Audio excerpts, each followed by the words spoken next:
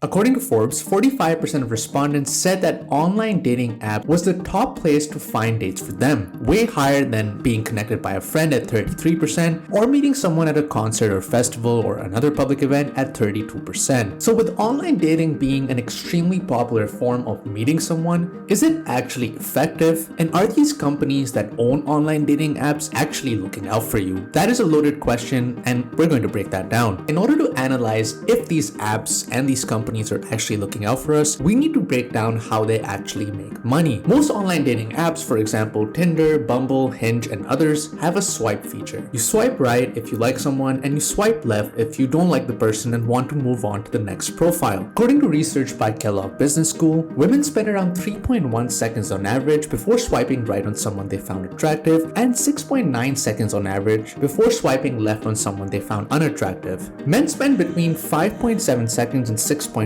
seconds on average on profiles of both women they found attractive and unattractive respectively. Let's make an assumption here and say that men and women both on average spend 6 seconds on a profile. That means in 1 minute you can swipe through 10 profiles, and in 1 hour you could swipe through 600 profiles. Online dating app companies understand the psychology of human beings and use it to their disadvantage, with many of them introducing swiping limits and not allowing users to swipe more than 20, 30, or 40 times unless they pay for the paid feature. Tinder, one of the most popular online apps, recently introduced a $500 a month monthly subscription, with Hinge, another popular app amongst Gen Z, introducing a $600 a month membership. This begs the question that if a lot of online dating apps make most of their money from subscriptions, and in order to get these subscriptions, you would have to be someone that is not getting a match and swiping a lot, why is it in their incentive to have you find a partner as quickly as possible? If you find a partner, you're probably going to log out of the app and switch it to another means of communication, for example Instagram or text messaging, which means that they're going to lose even more money. This is evidenced by the fact that the average dating app user spends around $19 a month on the app. This could be buying more swipes, or perhaps super liking someone, which is not a regular swipe but an indication that you really like them, or maybe boosting your profile, which essentially means that you are more visible to people in your area for the next 30 minutes or so on. Some of the business practices around forcing people to pay for these subscriptions is also questionable. One of the allegations against dating apps is that once a user has reached their limit of allotted swipes for the day, for example 20 swipes, the next person that they see on their screen, according to the algorithm itself, is the most attractive person according to that particular individual. So the algorithm figures out what sort of girl or guy that you're into, and if you're not a paying user, it's going to show you exactly that 10 out of 10, the exact moment you cannot swipe right on them. The allegation here is that they knew this person even before that particular moment, but didn't simply show this to you because they want you to sign up for that subscription just because they want you to swipe right on this person that they know that you'll really like. And also, rather illegally, they charge more money the older you get. In a study in 2022, the Consumers International found that Tinder was charging people aged 30 to 49 up to 6 times more to use its premium features than users between 18 to 29 years old. So for example, someone in the United States, if they were 18 to 29, was paying nearly $12 to use their premium features, but someone in the 30 to 49 age range was paying up to $17. That is 42.4% more to use the same features. Capitalizing on loneliness is perhaps not illegal, but extremely immoral. But what is illegal in many parts of the world are monopolies. And the dating market is almost a complete monopoly. Match Group owns many of the big brands, controlling up to 60% of the dating market. Tinder, Match, Plenty of Fish, OkCupid, Hinge, Pairs, Ablo, I can go on and on. They own a large percentage of the worldwide dating market. So that basically means no matter if you're paying for a Tinder subscription or a Hinge subscription, you're paying for the right of entry into a monopolized market. Keeping the price of dating subscriptions extremely high because of this monopoly practice can be something that is investigated and be grounds for a lawsuit down the line. Let's say that somehow we can justify this being a monopoly and the extremely high monthly fees, that's $500 and sometimes even $600. What do you actually get for when you sign up for the service? You must get access to actually real people, right? Dating apps are notorious for being riddled with bots, and this is in their incentive. Tinder and other dating apps algorithm is essentially a randomized reward algorithm. This is the same way researchers train rats to randomly pull a lever. They show you someone who is extremely attractive but is not real or would not message you as a small reward to keep you paying for the platform. Essentially, the fake bot is going to be an extremely attractive attractive girl or guy, you're going to swipe right on them. They're going to swipe right on you because that is how the bot is set up. You're going to feel really good about yourself, never going to get a message, but keep on swiping since you think that there's someone out there for you at that attractiveness level. Of course, this is a fallacy and probably will not happen, but this is how randomized rewards work. It is not in the incentive of the online dating company to take down these bots because it feeds into this randomized reward algorithm. The more you swipe, the more money they make, and if this keeps you on the platform for longer, they're not going to take these bots down. This is similar to a slot machine giving you 50 cents or something every day, just so that you get that small dopamine effect of getting a win, even though we know you've spent hundreds of dollars by that point getting that 50-cent reward. Unfortunately,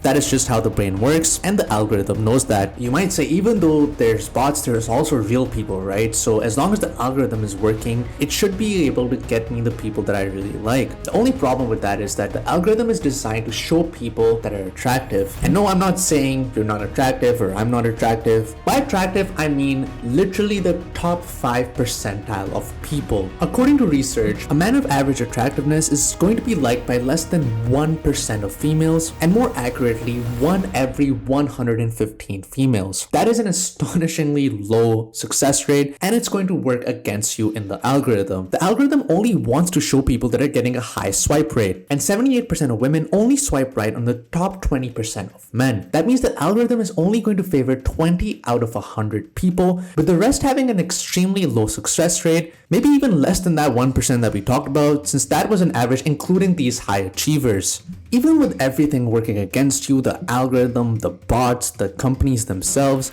let's say that you somehow still manage to get a date. What is the actual success rate for these dates? It actually turns out it's pretty low, and it's been going down for the last couple of years. Tinder has the highest success rate of turning dates into relationships at 16.5% in 2022, with most dating apps seeing a fall in success rate from 2021 to 2022. This can be a multitude of reasons, but the prevalence of bots on these websites does not help. This is extremely low, since a large majority of couples surveyed that are actually married meet through friends, with some studies saying that this number is as high as 63%. So your best shot is actually not downloading these apps, but going to a friend and asking them if there's a single person that they can set you up with. And by the way, if you find someone through a friend, they're also less likely, I hope, to leak your personal information and data. Dating apps are notorious for collecting all types of data, from your height and your weight to your gender, geographical location, recreational substances you use, or maybe if you drink alcohol or not.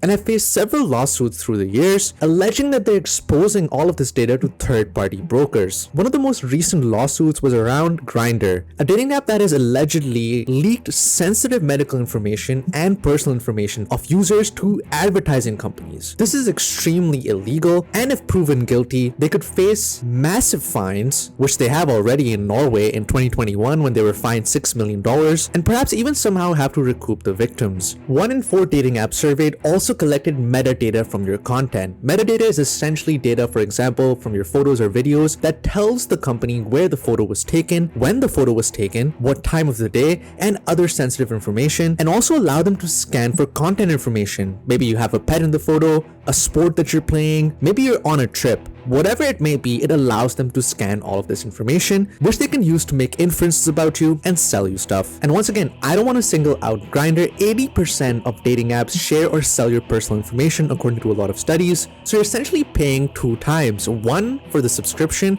and 2nd, the price of losing your data and being sold to. With a lot of dating apps now also integrating AI, this can go even a step further. For example, these apps might be able to use your data to train facial recognition without your consent, or use your chats and information to perfectly train a paywall chatbot boyfriend or girlfriend that fits your exact specifications and likes just because they know what you like from snooping around in your photos. Regardless, the privacy concerns are always going to be there with any social media app that you use. The bots are always going to be there with any social media app that you use. And maybe the success rate of dating, even traditional, is not that high. So online dating might not be as evil as it seems. The fact of the matter still remains though. Dating in itself is expensive. The average adult that does date, according to research, spends around $700 on dates throughout the year. Adding onto this the astronomical cost of online dating apps, it puts the average person in a very tough spot. The specific thing about online dating that makes it even worse is the toll that it takes on your mental health. Like we've discussed before, if you're in the top 10% of men or top 10% of women, you are most likely going to be very happy using these apps. But what about the other 90%? This leads to extreme self-esteem issues, and this is not just me saying it. There's been extensive research done that says that extensive usage of dating apps leads to lower self-esteem, according to Jessica Struble of the University of Rhode Island. In this study, they asked 1,300 people about their Tinder usage, their body image, and self-esteem. The study found that men and women who use the app appear to have lower self-esteem than those who don't. A pretty straightforward premise and a pretty straightforward result. A low success rate, an algorithm that's working against you, pay-to-play dynamics where you have to buy the subscription to actually have a chance of meeting someone. Where does online dating go from here? There has been a resurgence of ethical dating platforms, quote unquote, that focus on user well-being and genuine connections. Although even with those, the primary objective of the company is going to be to get you to spend more time on the app itself and pay for a subscription one way or another. Traditional dating methods like face-to-face interaction or community-based activities to meet someone have statistically a higher likelihood of success than online dating. But it's extremely hard to put yourself out there in this uncomfortable situation, so people are going to continue to use online dating apps. The usage of these apps in itself is not bad as long as you know what you're getting yourself into. Don't let them dictate how you feel about yourself. Know that your data is being sold, so limit the amount of data that you put on these apps. Beware of all the bots and the scams that are going on in these apps as well, and try to be yourself so you find people like yourself as well and make this experience, although very difficult, at least a bit more enjoyable. I hope you enjoyed this, and I'll see you in the next one. And of course, don't forget to smash the like button, smash the comment button, smash the subscribe button, smash your laptop, and I'll see you in the next one.